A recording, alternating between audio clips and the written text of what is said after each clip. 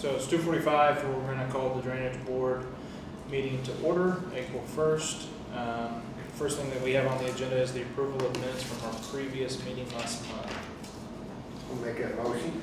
I'll second. Motion and a second, all those in favor? Any opposed? Any abstain? All right, second item, surveyor's report. Any questions? Try to lay it out pretty easy. Cricket Creek, we were waiting on DNR, that got bounced to the core, back to DNR, yada, yada, yada. Finally got that cleared up. Keaton Kennedy is the contractor doing the work. I spoke to him yesterday, everything is flooded in that area, and I'm sure it will be flooded for another week or two, if all this rain. So as soon as that gets dried up, he's gonna knock that project out. The log jams on the phase 2 part of Cricket Creek, which is just off 245 to the east, we didn't need to bid that out, so Keegan's gonna take care of that for us. We were gonna just leave everything on the banks, but after we thought about that a little bit, he and I spoke, we're actually gonna haul that stuff off so it doesn't get back in the ditch. I think it's gonna put another $1,000 on to haul it off, so then that's fine. It's gonna cost us like $2,200 to have that done. Another complaint we had from Charles Chris, came in last Thursday. It's a different part of Cricket Creek, it's west of 245. He actually came, Mr. Chris came in yesterday, and he and I looked at it on GIS, and what he's looking at is, there's a section of it that I think is the main concern that he was telling me he would like to have quite a bit of it looked at, and it's well over a mile. So that's gonna take a little bit of time planning for that, and I guess we'll have to figure out how to fund it. So I'm not exactly sure how we're gonna go about that yet. Sweezer Ditch, Cash Wagner, they shot some elevations on that. All the elevations are showing sufficient drainage in that area.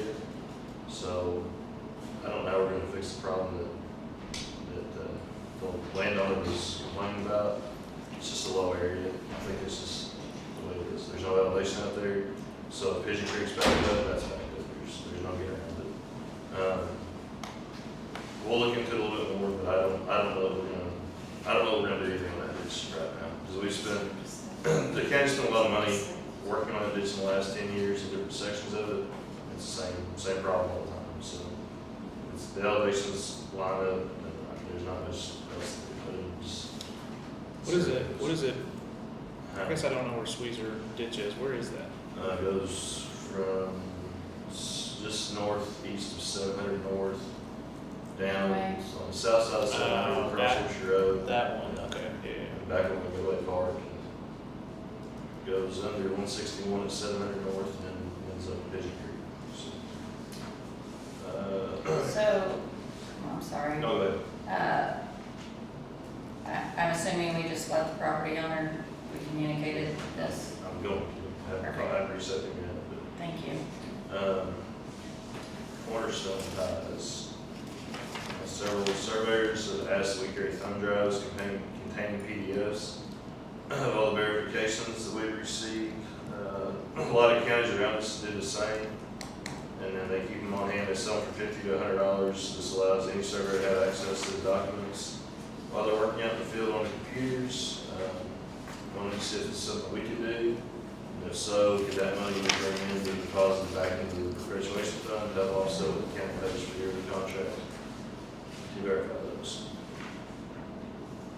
Any chance you know what the IC is for the Cornerstone? I know, not a thought. Jesse, do you know? I don't know if I can have it, I get it. I like that idea of, Just have Josh check in and see what I see load is. yeah, That would help those guys not have to come in here every time they, coming down this area, they don't have to come in here and get something they can split on their computer. So, yeah, I feel like that would be beneficial for everybody. Thoughts on that, Josh? No, I mean, I have to see, I don't think there's a state, I mean, I think that'd be fine, but, yeah. and then I guess if it is, then the next thing would be your guys' just procedures of how it's collected, how it goes to treasurer internally. But I do like that idea. You need a motion to Accept that? Do we wanna wait? Do we need a motion or can we wait until we know? Yeah, we can wait. I mean, well, I guess from a timing standpoint, yeah, I'd say wait. Okay, so we know that we can. And I guess if it doesn't go back to the Cornerstone fund, is there another fund? I mean, I know we're talking about the outside watershed fund. Is there anything else that it could fit into if it can't go in the I Cornerstone? would think there's a Cornerstone fund, I think. Yeah, you have your perpetuation fund, which is, it's made up of three different, which is the Cornerstone office supplies, the Cornerstone contract, which is cash Wagner, Okay. and then professional surveys, who would ever need it. The Cornerstone perpetuation fund brings in revenue from the recorder's office, and it falls short every single year. So that's the one that would be ideal for it to go into. If it didn't go into that one, I don't know where else we could really place it that would be beneficial. Okay. So we'll just make sure that that's something we can do, and then next meeting we could make a motion to operate that way. So would you like us to work on which account that would need to go under? Well, we could wait and see if Josh clears it through the IC, that that's something that we can do, and then if it is, that ideally, that's best fit, right? Yeah. So just send us an email if you figure that out. Yep. Last thing for chemicals, just looking at maybe going with a different supplier. I don't have a contract with anybody. I think in the past it's been bought at Nutrien, or Hatfield. We looked to buy through Vogel Fertilizer. Vogels have a seed dealership and a chemical fertilizer dealership now, so we thought they're a county business, we go with them. So national supplier route. And then if that's something that's okay to do. Yeah, so we would just have to have an account, and then we could price whenever you need something. I think it's all. Do you guys have any thoughts on that? We have a budget every year for chemicals, so I think as long as it's within that budget, we're okay. So we'll figure out we're not gonna pay 3 times as much. You already have your account set up with them.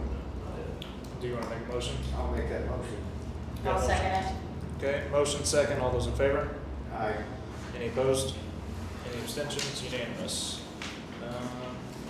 Spraying, with these chemicals, who do you, like, do you have somebody set up to do the spraying, or Probably is do it, there? I'm Sir? sorry, I can do it myself. Sorry, I can do it. Yeah. I'm just asking, because I know in the past Yeah, it's been contracted out before, but we can do whichever you guys like to do. I don't know that it was done, Well, I don't think it was for a so while. that's just why I'm asking. So we've got another, I'm gonna say issue, another, I guess something else we're trying to figure out. We got an account that is for, drain maintenance. But the account, with the state account number and what our account numbers, they're two different things. State says it should be 1158, ours says 2600. The 1158 and 2700 actually match up per IC codes. This 2600 has a pretty fair amount of money in it, but nothing's been done with it since July 26 of 21. So I don't know where that money comes from. I don't know if it's got to move to another account or anything like that. If that's general maintenance money, then that would help spraying. That would help doing some of these ditches that are not in watersheds, things like that. If we can figure out where that money comes from, and so we're thinking it was at 155,000 at one point, now it's down to 105, 200, some change. So if that money keeps having, if that money's supposed to be brought in every year, then that will help us develop a better maintenance plan for some of this. Because if we can, my thing is if we can spend a few $1,000s every year to do some maintenance, then that's, in the long run, that'll be better off than having to spend $75,000 to clear this ditch, you know, 2020, and then in 2035 we get the same problem because it wasn't maintained because of whatever the case would be, not no funds or, you know, no time, power, nothing like that. And which one's the account for drains outside of watersheds for, 2600. that's 2,600. And so it's specifically for the drains outside of watersheds, and I don't know what the allocated value is, but the intent is that there is funds available that we don't collect through the watershed, that when we go out there, we don't have to come out of general, we can come out of an earmarked fund. So what we don't have to go like Cricket Creek, we had to come to council and $8,500 a week is what that job's gonna be. So if we have this other money, we don't need to come to council to pull this 8,000, 10,000, whatever it is, out of the general fund. If we have a fund that's actually, you know, Because it- accruing money for whatever reason. I mean, it's very specific about where it's collected from too. It says, contiguous properties, from the benefit of maintenance or the benefit of reconstruction.